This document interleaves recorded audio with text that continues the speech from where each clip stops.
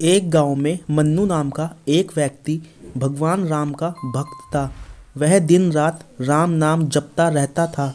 जो भी मिलता उससे राम नाम की महिमा सुनाने बैठ जाता था। गांव वाले उसे बहुत मानते थे, लेकिन उसकी पत्नी उससे बहुत दुखी रहती थी। मन्नू गांव में एक हलवाई की दुकान चलाता था। वह बहुत मेहनत से मिठाइयाँ बनाता था। उसकी बनाई मिठाई दूर दूर तक लोगों को पसंद आती थी। कुछ लोग उससे राम राम करके मुफ्त में मिठाइयाँ खा लेते थे। आरती ने अपने पति मन्नू से कहा, तुम इतने सीधे हो कि लोग तुम्हारा फ़ायदा उठा लेते हैं। मन्नू, मैं तो प्रभु श्री राम का नाम लेकर मिठाई बनाता हूँ। कुछ लोग खरीद लेते हैं और कुछ लोग प्रसाद समझकर खा लेते हैं। आरती, लेकिन राम जी के चक्कर में नुकसान तो हो ही रहा है। मन्नू, तुम्हें पता है राम जी के नाम से जो मिठाई बनाता हूँ वह इतनी स्वादिष्ट बनती है कि ग्राहकों को बहुत पसंद आती है। आरती अपने पति मन्नू के इस स्वभाव से बहुत दुखी रहती थी। एक दिन आरती की एक सहेली उससे मिलने आई। आरती, बहन, मैं तो अपने पति से बहुत दुखी हूँ। वे तो कुछ समझते ही नहीं कि दुकान कैसे चलती है। सहेली, एक काम कर, तू उनकी दुकान को संभालना शुरू कर दे। कुछ दिन तू उनसे कहे कि ये मिठाई बनाए बेचने का काम वह स्वयं करेगी। ऐसे में नुकसान नहीं होगा। अगले दिन आरती मन्नू से कहती है, आरती, सुनो जी, आप आज से मिठाई बनाओ।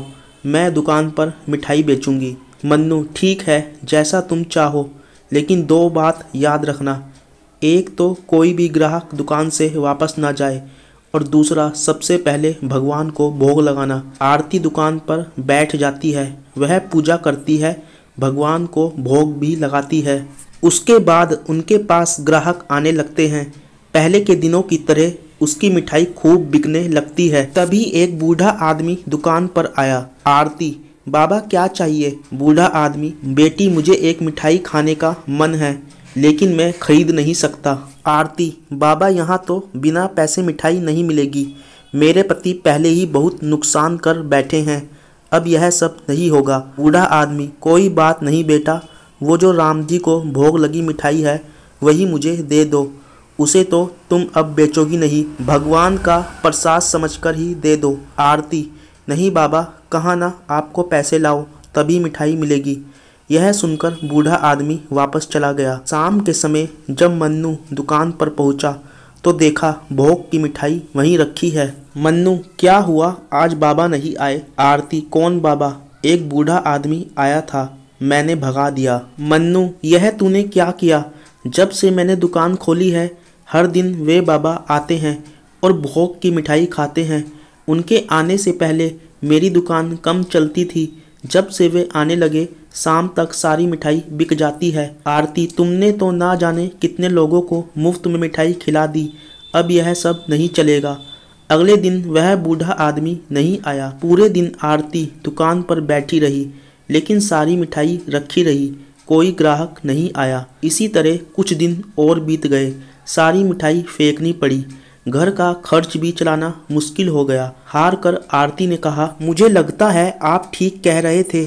आप जल्दी से जाकर बाबा को ढूंढ लाइए, नहीं तो हम भूखे मरने लगेंगे। मन्नू, अब कहाँ मिलेंगे बाबा?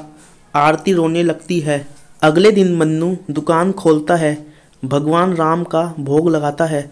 फिर दोनों एक डिब्बे में मिठाई लेकर मंदिर पहुंच जाते हैं।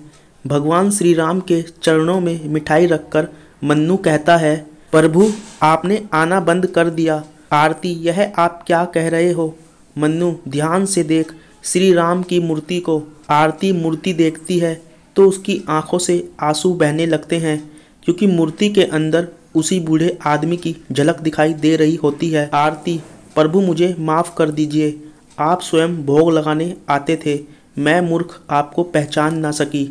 मंदिर से आकर मन्नू ने दुकान खोली। उसकी मिठाई पहले की तरह बिकने लगी, लेकिन उस दिन से प्रभु राम नहीं आए। अब मन्नू और आरती सुबह दुकान खोलते ही भगवान का भोग लगाते। उसके बाद दुकान के बाहर खड़े होकर मिठाई आने जाने वालों को बांट देते। उन्हें आज भी इंतजार था कि शायद प्रभु किसी और वेश में आ जाएं।